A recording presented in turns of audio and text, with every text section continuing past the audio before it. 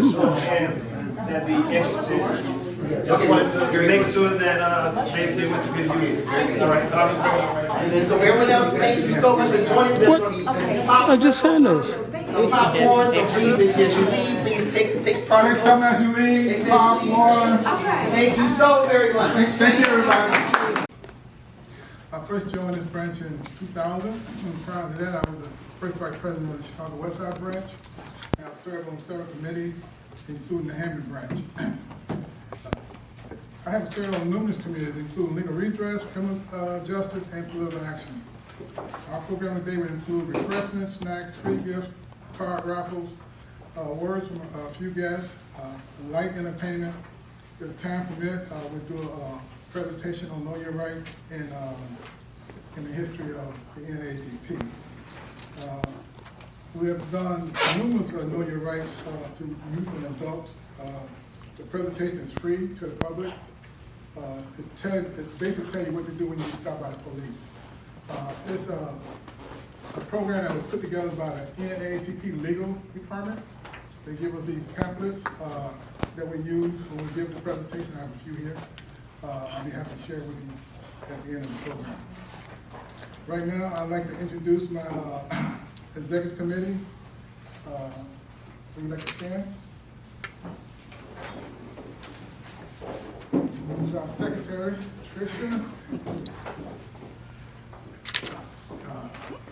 Treasurer Linda, Terry, education chair, Beluga chair, Donald, public and publicity and current Freedom Fund chair. And we also have Karen Moore, who's on our board. Win. And then we got Win, Miss Win. Who else? Oh, Sam. And with Ellie McGee, who's the second vice president. Would any member like to speak at this moment? I already gave my 2 cents. Okay. All right. After me will be Gary. And this is how this program is designed. It's not perfect. What we're going to do is we're going to have raffles. If you haven't got a raffle ticket, the exec committee and the board members cannot get a ticket. Only the members and our guests can get a ticket. And we have several gift cards valued at $25. So if you want to join the raffle, please. And the goal is to if we have people that are going to speak. Let 2 or 3 people speak, 2 or 3 minutes, and then if you have any questions. We also have an author here who's going to talk about his book. We also have Miss Joy, who says she'd like to do a song for it. Where you at, Joy? Oh, there you go. Let the hat cover stuff up. Yeah, she was singing the other day an installation of the guy who took over from Pastor Bixby, and I was floored by the way she was singing. I didn't know she could sing that well. So I asked if she'd like to come by and sing to us. And also a young man will come by and sing for Community Cake grandson. I'm not sure who's Nathan, yeah. He was here earlier. He'll be back. Now, if you want to speak about an issue or something, we have a sheet you can sign, so we try to go in that order. And right now, I'll turn it over to Gary, then after Gary, we'll let our speakers come in. One other thing. Yes. You may have been getting ready to say this, but I just want to point out that if anyone wants to get registered to vote, we can do that over here with Mr. Jackson. Also, we have these QR codes. If you want to become a member of our branch, just feel free to go ahead and scan that and come on and join us. Ms. X, I'm here to support, I'm a deputy registrar. Oh, absolutely. Who's giving out the ticket? She does. Oh, okay. Also, we have some like refreshments. We have soda, water. I just brought in some fresh chicken, a fruit salad, a vegetable salad. So once you take 5 minutes, get you some snacks, and then we'll bring you everything. Okay?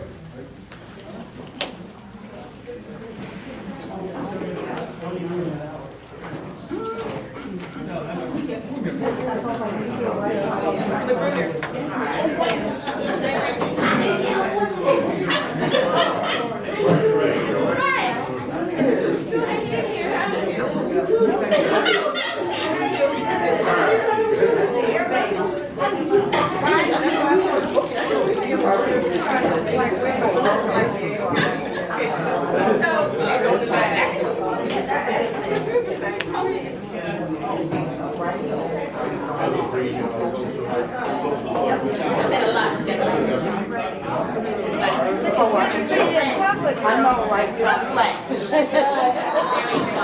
How are you? Beverly Hills, Hollywood Ranch. And she's always tell me what they're doing, you know. And she's like, we're coming to Chicago next year. Thursday, when the kids come to Monday. I'm in Harvey at my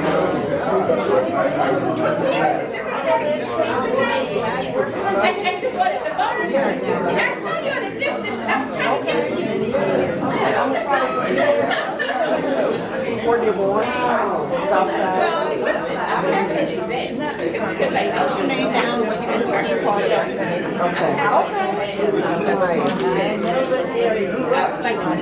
Southside. Yes. All the way to born and raised. Southside.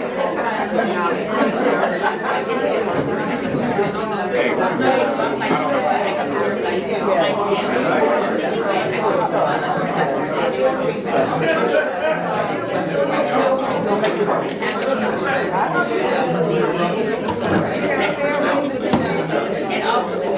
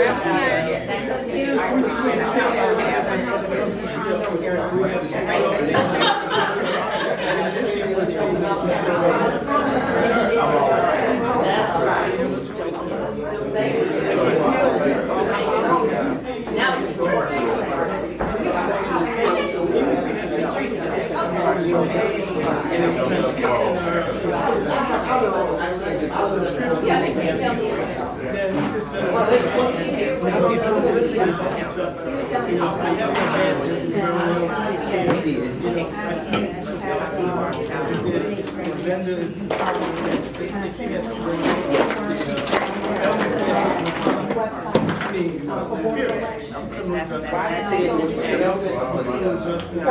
not the big one.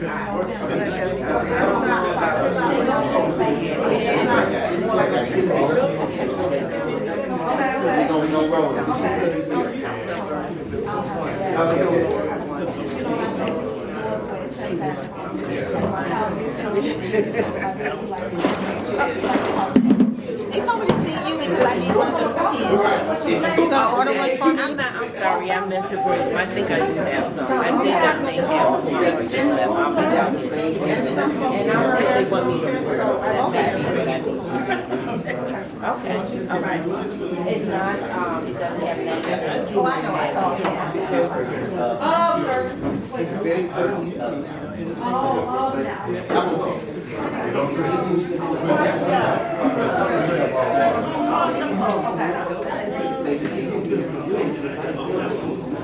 We missed her. She got hiding from us.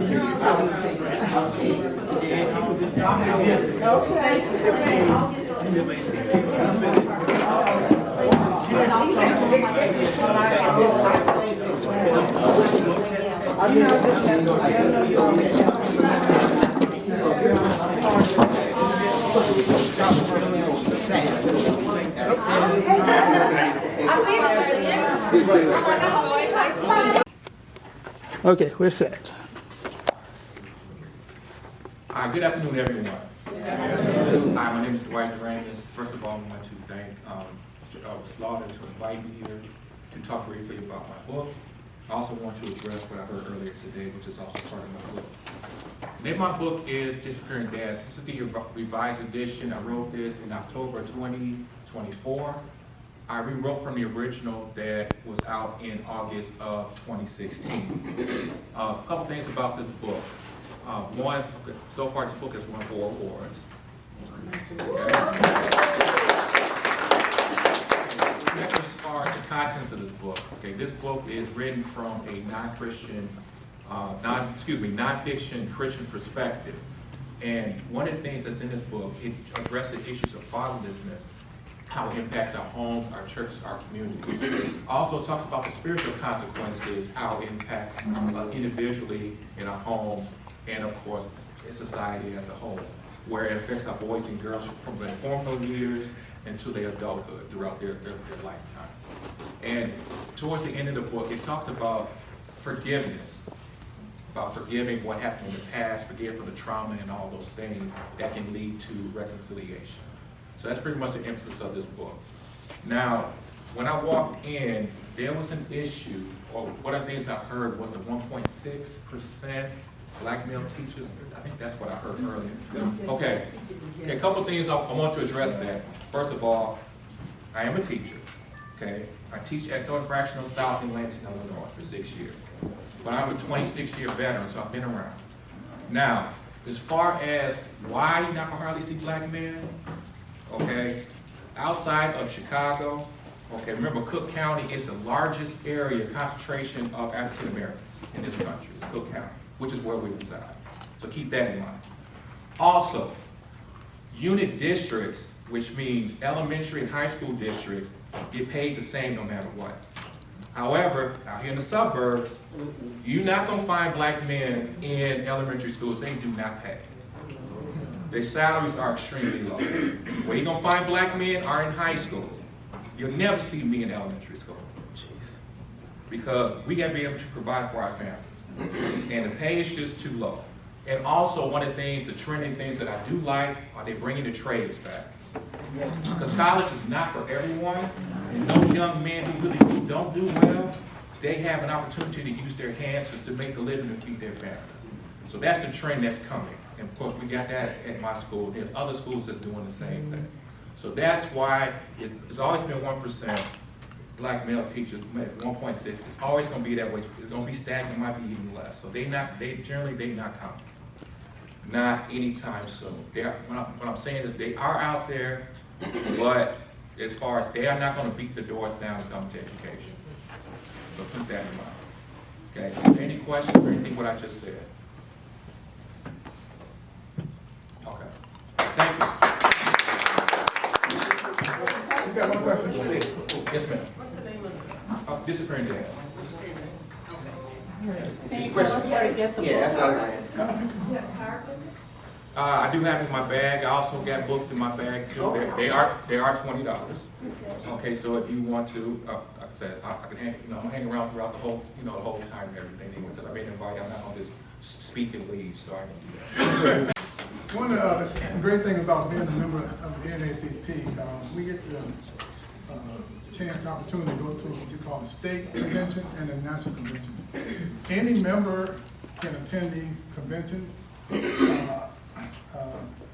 Matter of fact, the national convention is going to be in Chicago next year. And you don't have to be a member to attend. I strongly encourage you to look into that. If you get the information about it, please look into it. We have something called AXO. A couple of years ago, we were at Atlantic City. And some rich person gave, I think, almost all of the participants $10,000 scholarship. So they've been giving out, so if you have any children or grandchildren, have them look into the AXO program. It does take them places. There are some elected officials that have benefit from the AXO. In this branch, what we've done over the years, we've been trying to lower the taxes. We have a guy called the tax doctor. He can't make it, he's a little ill. We have increased voter registration, know your rights. We assisted in putting together a Martin Luther King brunch in Lansing this year. It was free to the public. And we also attend numerous events, including the Juneteenth event. We had a lunch and newsletter this year. And we take numerous of calls of individuals whose rights may have been violated. And we do referrals, to legal, such as Chicago Bar Association. Sometimes we might have an attorney on the file. If you know any good attorneys that are looking for referrals, let us know, so we could vet them and put them on our attorney referral list. Once again, the NAACP is a non-partisan organization. We do not endorse any candidates, political parties, but we do support policies that is right for our communities, which include protecting the Voting Rights Act. Those are things that we do promote. Today, the national office put out something called Trump Takeaway Day of Action. And it's supposed to be today, nationwide. They asked all the branches to do something special, like wear, something that say NAACP, host your event. But this event was already scheduled. This just came out like 2 days ago. Other than that, that's it. I'd like to call up Ms. Joy Jones. I'd like for her to tell us a little bit about herself. I know she's a DJ. I want to thank you so much for the invitation. Thank you. First of all, I feel so honored to be here today. Hey, see you in the room. Look, I should have you get up and talk. Now, you got some good people in the room, so I'm really grateful for the support. Oh, hey, Tim. I have my friends here from Entrepreneurs United, so you guys might want to talk to them and have some words with them as well afterwards, because they probably have some people that can be very helpful to you guys. And I don't know if you know, my husband is an income tax person, so over 20 years. So if you ever have an instance like that again, you got somebody, you got that can have your back on that. My name is Joy Monique. Joy Monique Jones, JMJ, so is a nickname that I've been recently called. And I am not a DJ, so don't call me to do any of your parties because you will be thoroughly disappointed. What I am is a media personality. So I am on Rejoice 102.3 FM on Thursdays at 7 p.m. on the Mo to Joy show, so you can catch me there.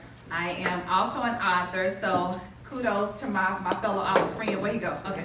I don't have any awards on my book, so maybe we could talk about that. No, but I have children books right now, and I am working on adult content as well.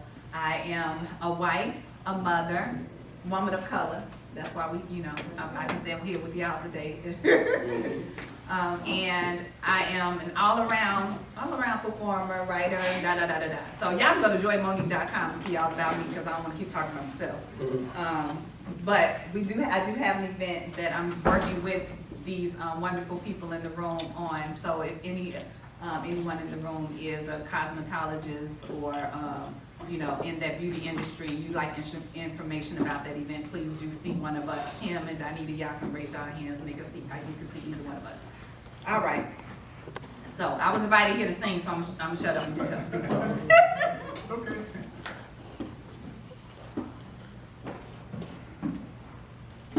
I've been walking with my face turned to the sun.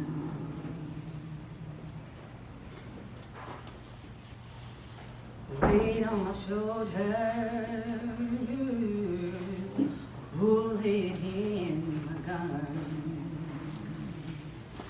Well, I got eyes in the back of my head, just in case I have to run. All right. I do what I can when I can, while I can for my people. While the clouds roll back and the stars fill the night, that's when I'm gonna stand up, take my people with me. Together we are going to a brand new home, far across the river. Do you hear freedom calling, calling me to answer? Gonna keep on keeping on. I can feel it in my bones. Early in the morning, before the sun begins to shine, we're gonna start moving toward the separated lines. We're wading through muddy waters. You know I got a made of mind, and I don't mind if I lose any blood on my way to salvation. And I'll fight with the strength that I got until I die. So I'm gonna stand up, take my people with me. Together we are going to a brand new home, far across the river. Do you hear freedom calling, calling me to answer? Gonna keep on keeping on. And I know what's around the bend might be hard to face, 'cause I'm alone.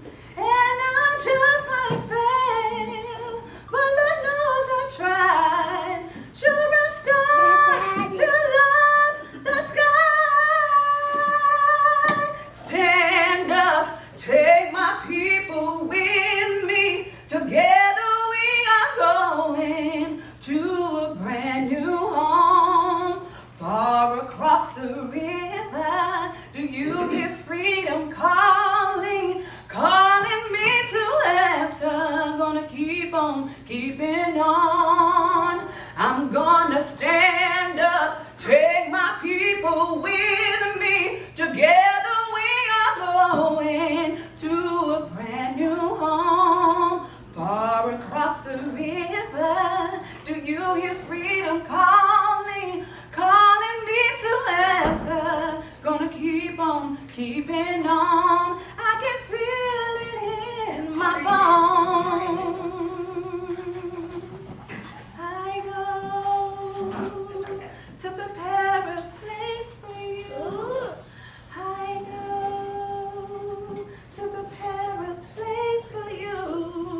I go to prepare a place for you. I go to prepare a place for you. Yeah.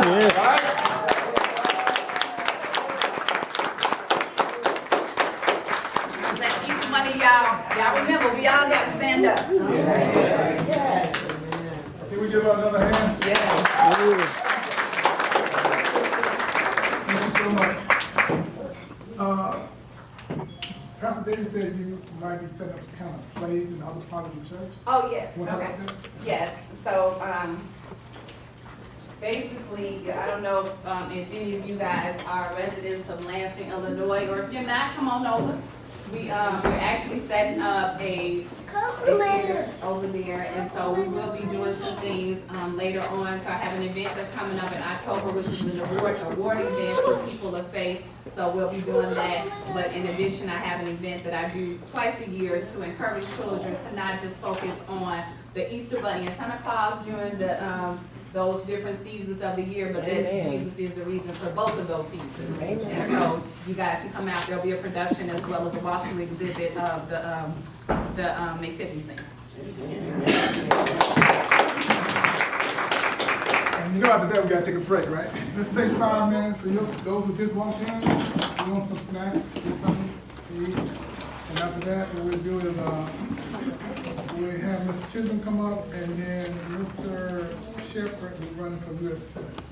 So everybody want some snacks or anything? I have water right here. Okay. Excuse me, there's some information. I just joined Oh, online. well, here's some information here. And who's the president of the, Who's the president? yes, of the local chapter? Well, I think his name is Gary Dingle. Is he here? Oh, you're the president. Yeah. I was in the library this morning doing some work. She has to say that Madness is also connected with Black Women, which is one of the other organizations that I belong to. And we're also in Chicago Metropolitan Chapter of 100 Black Women. So, And Betty Bangs is also a board member of the organization I spoke of earlier, IDEO. So we already have a connection. I'll be talking to her like Monday, so we'll be definitely, so we need to connect. I'll mention it to her. great, Yeah, that's great. right. Okay, that's great, thank you. Yeah. Thank you.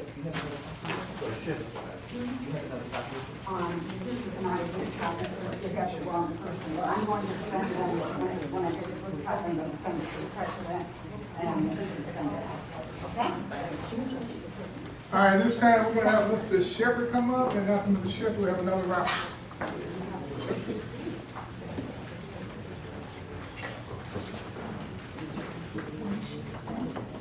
How y'all doing? Good. It's a good day, right? Okay. Well, first of all, why should you care about me? Come on. I'm running for U.S. I'm not a politician. I'm an electrician. I'm a local 134 IBEW electrician, union electrician, and I'm frustrated. I'm frustrated with the state of our country. I'm frustrated with the way that Republicans, but also Democrats treat us, treat our communities, treat the people who they represent. It feels like we're neglected. It feels like we're abused, we're excused, we're forgotten. And so I'm running for us. And you know, why do we need representation? We need representation. We need someone in office, in Congress, who speaks for the middle class, who speaks for the working class. I am, what else? Where do I want to start? So I was raised, I grew up in Chicago. I grew up on the South Side.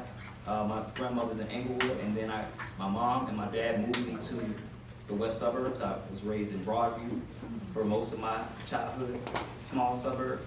And I learned from watching my mom work and watching how hard she worked to provide for us, like what it means to be middle class, what it means to not have. And I've taken that throughout my life. I've worked hard, I've worked smart, and I went to school. The first time I didn't take it seriously, I went to South Carolina State University, and I didn't take it seriously. And I left, I dropped out. I went home and I figured out who I wanted to be, what I wanted to do, and I went back and I got my bachelor's degree in physics. I went on to be a teacher for a time, elementary science, and then I went on to do astronomy for another time, I was at the National Radio Astronomy Observatory, and coincidentally, the same year that the Klan was in Charlottesville, I was there. That was interesting. Where am I going? I am running for people like us. I don't think. Let me see. Where should I go? My bills. I'll talk about the legislation that I want to introduce into Congress on day one. So I have 3 bills that I've been working on. I'm getting my flow. I have 3 bills that I've been working on. And I'm serious, I'm frustrated. I really am. And there's 3 things that are near to me that may not, no, they do. They represent the middle class. The first one is the billionaires bill. On day one on the floor of the Senate, when I'm elected, I want to introduce into Congress a bill that taxes the wealth that exists in our country, in our economy. I'm an amateur economist. And I know that a lot of our wealth is hoarded at the top. And when it's hoarded at the top, we can't access it. It doesn't flow through our country. It doesn't flow through our economy, through our neighborhoods. You know, wealth in our neighborhoods lasts, 17 minutes or something ridiculous like that. It doesn't stay in our economy. It doesn't stay in our neighborhoods. So, tax the billionaires. How do you tax the billionaires? You introduce a 1950s era tax. Remember the 1950s? I mean, it wasn't too good for us, but they tax billionaires at 92%. A 92% tax rate. And we start this tax rate, I'm trying to be fair. So we start the tax rate at 10 million. After your first 10 million in revenue, you give the rest, or most of the rest, back to the economy that made you so profitable. So that's one part. But because billionaires don't really thrive off of their income, we tax their wealth as well. So anyone with a wealth of over $50 million, we tax them 2%. 2% of that wealth annually. And wealth over $1 billion, you can't count to $1 billion. Fun fact, it would take between 30 and 40 years to count to $1 billion. You can't spend that much money. You can't spend $1 billion. That's too much for one person. I think that's selfish. That's hoarding. It doesn't go through the economy. So we tax them at 5%. It's not even a lot. They'll still be billionaires. So for those of us in the room and without the room who, I want to be a billionaire one day, you can still be a billionaire. You can. So that's one. My second favorite bill is that I plan on introducing on day one on the Senate floor, the pink tax legislation. We don't appreciate our women. And I mean, we in this room, I'm sure, appreciate our women. But as a country, we don't value women in this country. We tax them. The razor that a woman will purchase is not the same price as a razor a man will purchase. The bras that you purchase, your menstrual products, and these things, there are hidden taxes on women, and it feels unfair. And I want to do something about it. So there is already a bill in Congress. It's been stuck in Congress, and it doesn't move. And it's related to what I want to do. And you ask why? Why isn't it moving? Why don't we do something about it? Why aren't our politicians doing something about it? Well, that's what I'm going to find out. So that's one half of the pink tax legislation. The other half is more subsidizing. It's subsidizing the cost entirely. The government can't afford it. We can afford $1 trillion for what we can afford to subsidize pregnancy, childbirth, and early child care up to the first 5 years of child care because it's expensive. It's really expensive to take care of your children. So we subsidize as a government, and it will cost a few $1 trillion over 10 years. It doesn't even cost a lot to take care of our nation's women. And I say we should do it. So that's my second thing. And then my third one, my friend over here was speaking about being a teacher. And you're a teacher, and I can relate to that. And I've been a teacher for a very short time. I was only a teacher for a year. And I have such an immense respect for our nation's teachers. Y'all have the hardest job, to me. This is my opinion. Y'all have the hardest job in the country. Teachers, and I'll say farmers, and that's what I call the bill, teachers and farmers bill. Because teachers literally raise our children. Teachers raise our children, and farmers raise us. They plant our food, they grow our food. We don't appreciate farmers like we used to. Not even 100 years ago. 95, 98% of all Americans were farmers. We had to raise our own food. And we've gotten away from that. We don't really appreciate how important, how invaluable these people are, and not just farmers, farm workers, people who work on these farms that they slave this land and they don't even own it. And I feel there should be a minimum wage for farmers, and there should be a minimum wage for teachers. For teachers, that minimum wage, to me, this is just my opinion, this is what's in my bill right now, it should be 2 times the median income in our county.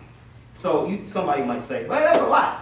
Why are you paying teachers so much? You know, why are they so important? Because they raise your children. And not just raising your children, but they spend, what is it, $850 every year on school supplies that doesn't get paid back to them. Teachers work 55 hours on average, 55 hours, 58 hours a week, and only about 38 of it is paid. Teachers work hard and they are underappreciated. That's my third bill, teachers and farmers. And these are things that I want to do in the Senate. Some people call me Democratic Socialist. I don't like the term. I don't really consider myself a Democrat. I don't really consider myself I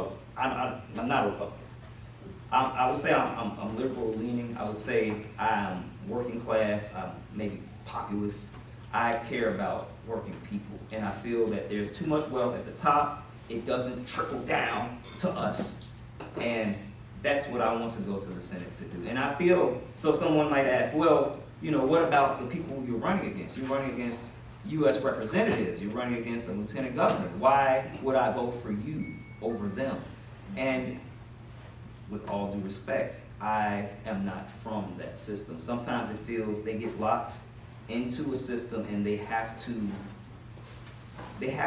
be beholden to their donors. Some of them have millionaire donors, some of them, is that my time? I hope that's not my time. Some of them are beholden to millionaires, some of them are beholden to special interest groups like APAC.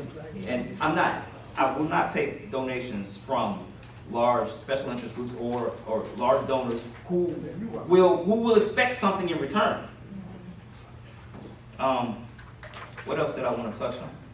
I kind of just came up here blind. I haven't prepared, but I just want to say that I'm a candidate that has seen what a lot of the people in this room, I'd say all the people in this room have gone through. I've lived it, and I'm frustrated, and I'm running for people like you and me.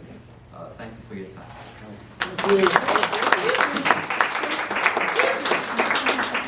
Can you tell us your name again? Oh, I'm Jump Shepherd. Jump Shepherd.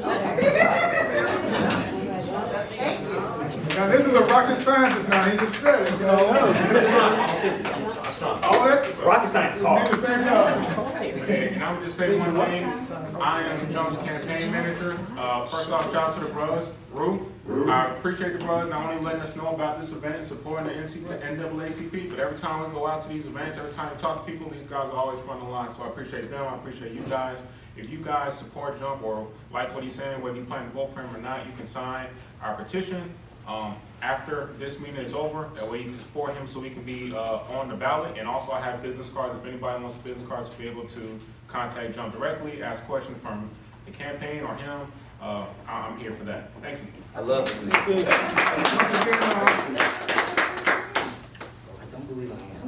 Once again, we are a non-partisan organization.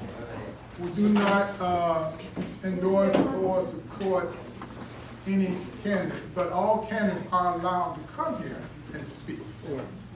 We try to make that it's fair for everyone. And we're going to do a raffle. Then we have 2 more speakers. We have Timothy Ellison and State Representative Will Davis. He's from this district. Okay. Want to pull a ticket? Make sure you're not shot. Pull one. Just take one. Can you read the number out? Let's start. 848-157. 848-157. Right here. Right here. That's you? Okay. All right. You see that?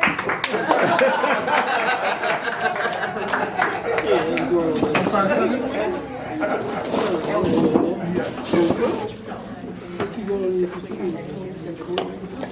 No, that's that has a vote restriction site. Oh, okay. Yeah, so people can register. Send it international. Not today. Running out of time. One at the end. I'll meet them tomorrow. Okay, cool. 848-220. Last three digits, 220. 848-220. Amen. All right, we go to the next one. Probably behind. Oh, man. Somebody missed out.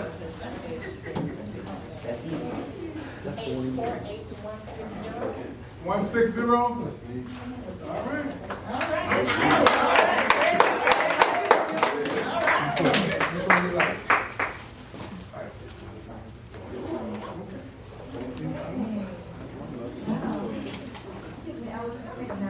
Sure, please. Yes. I would like to ask that everyone here, if you're not a part of our NAACP, then please join today. I do have paper copies. We can do it electronically as well. So if you're not a member, this is a great time to join the cause. The QR code. Hey, here's the QR code back over here. there, okay? So you have various ways of joining. So far, I had a couple of people to join, so let's keep it rolling. More members, more power.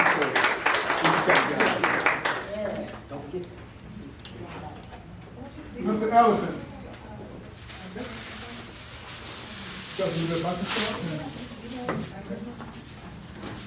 Good afternoon. My name is Timothy Ellison, but you can call me Tim. You know, I'm from Robbins, Illinois. That's one of the most historical black towns in the north, the second oldest, next to Brooklyn, Illinois. Back then they had an airport, an all black owned airport. It's American history. So we always had a grit about ourselves and a hard working,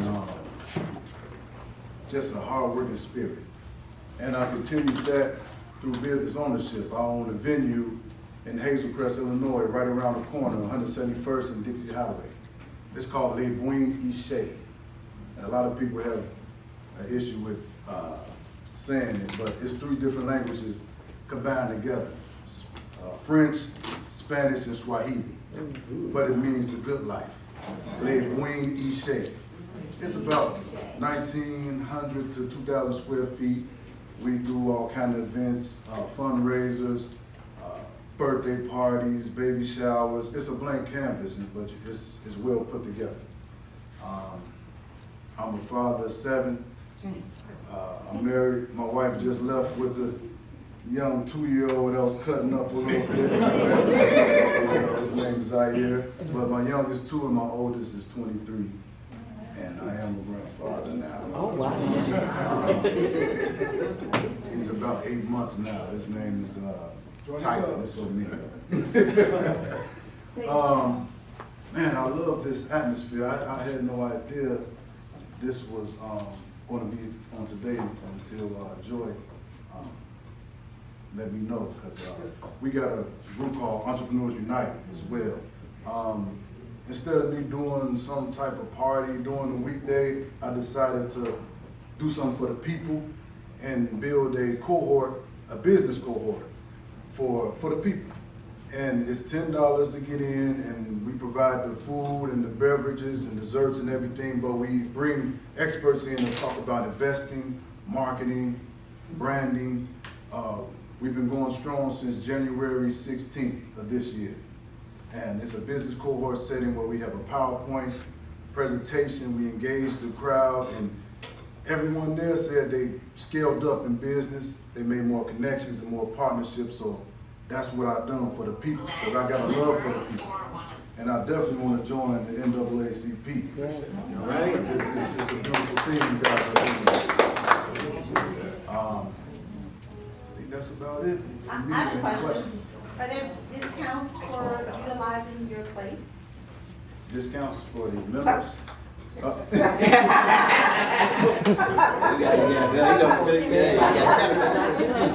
first time clients, yeah, we definitely do complimentary backdrop, complimentary drinks. Event, we do have the bartenders included, certified, up lights and. You have your business card? Yeah, I do have a business card. And, what's the address again? 17100 Dixie Highway. And we're in Suite 8.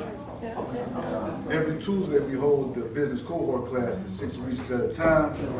The next session starts September 2nd, Tuesday, and it'll be every Tuesday for 6 weeks straight. What's the cost? The cause for the Entrepreneurs United? Yes. To empower the people to learn how to brand and market properly, to gain collaboration in the spirit of group economics. So we're connected. Okay, is there a payment? Oh, yeah, $10 a session. Okay. I know you didn't hear, I had your back, but she didn't hear me. Oh, okay, $10 a session, yeah. Okay. I have to say, the facility is a beautiful facility too. All right.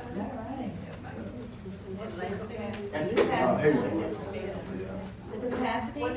Capacity seated, I would say about 110 comfortably, and you still can have a dance floor in the middle. When is the next entrepreneur networking event? September 2nd, Tuesday, at 7 p.m. And we have about 25 different business owners that come regularly, and somebody new always come. I even learned so much. My business expanded just by having this, because it's realtors. It's a couple millionaires in there, but they're not snobby or anything, but they give us a lot of gems without even trying. Different tools, basically like something I can share with you guys.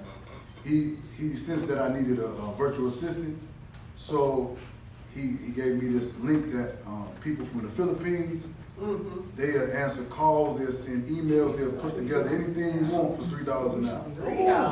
Yeah, and they talk fluent English. They don't even sound like they're from the Philippines. So whatever you can have them through your invoices, anything. But it's a lot of money to them. But they do require 40 hours a week. Yeah, so yeah, I'm just happy to do something for the people, and I'm happy to be here.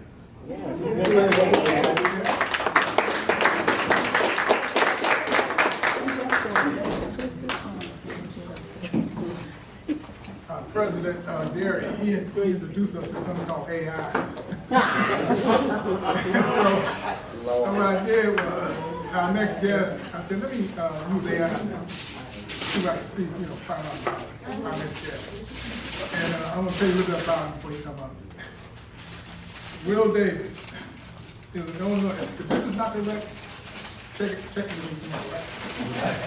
Will Davis is the Illinois State Representative. Okay.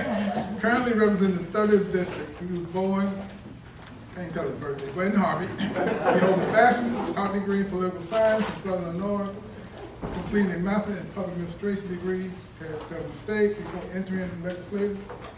He served as the Deputy District Administrator for Congressman Jesse L. Jackson. Davis' key legislative priorities include education, funding, increased access to health care, contracting, supply diversity, and economic development. He's also a strong advocate for bringing new jobs to the area and promoting workplace equity and diversity. Okay. He also chief house sponsor of SB 1947, the evidence-based funding model for school funding reform. And he served on the foundation board of South Suburban College as a founding member of the Better Funding for a Better School. Let's welcome Stephen Woodman. Because NAACP is a nonpartisan group, this is my state mailer, not my campaign mailer. So it's here if anybody would like to take one. Also has my office information on it if anybody would like to reach out to me.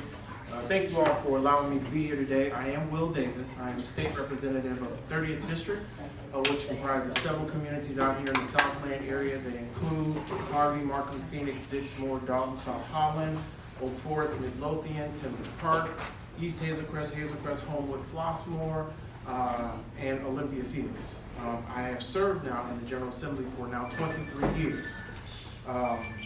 After leaving the congressman's office, I was elected, and that was back in 2003, and I've been serving ever since.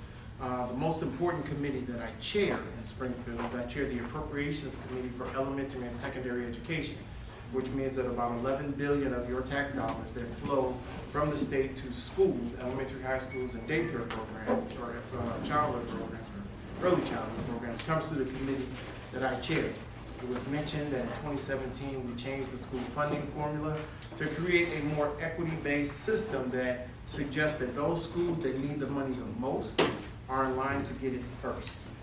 All schools in Illinois get money, so even the rich Northside schools, they still get money from the state, but we changed the way that instead of it being equal, in that everybody got money at the same time, we acknowledge that some school districts needed more, and those are the ones that we put at the front of the line with our new distribution method that creates tiers from tier 1 to 4, with tiers 1 and 2 being the media schools, if you will, and those are the schools that get it first. First of all, let me apologize. So the reason that I'm standing in front of you in shorts like this is because I was down the street at the Christ Temple Church Family Fest circulating petitions. So as was mentioned, this is that time of year, ladies and gentlemen. If you haven't seen one, you're going to see one sooner or later. Somebody's petition, and I am up for re-election. I run every 2 years, so I was doing that on my own accord down the street, and it's just a tad bit hot outside today. So I thought I'd dress for the occasion. But as mentioned, I am running for re-election to have the opportunity to serve the 30th district for an additional 2 years. And while I am not a Q, I think the red and white says it.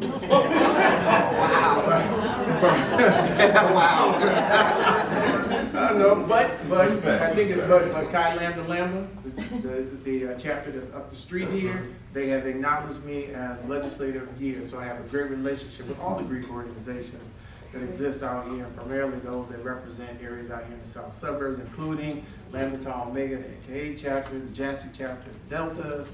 I'm getting to know the Zeta chapter, recently introduced to the Sigma chapter that's out here, and we did a Buy Black event at Gibson's gas station in Phoenix not too long ago. Only black-owned gas station in the Southland. And I can't think of the name of the chapter, but the Sigma Gamma Rho chapter that's out here, I was acknowledged with their Heart of Gold Award. So I build relationships with all organizations and with different groups about trying to, help our communities and our people, but also trying to offer a different perspective on what government means and how government's role is to assist and help whenever we can.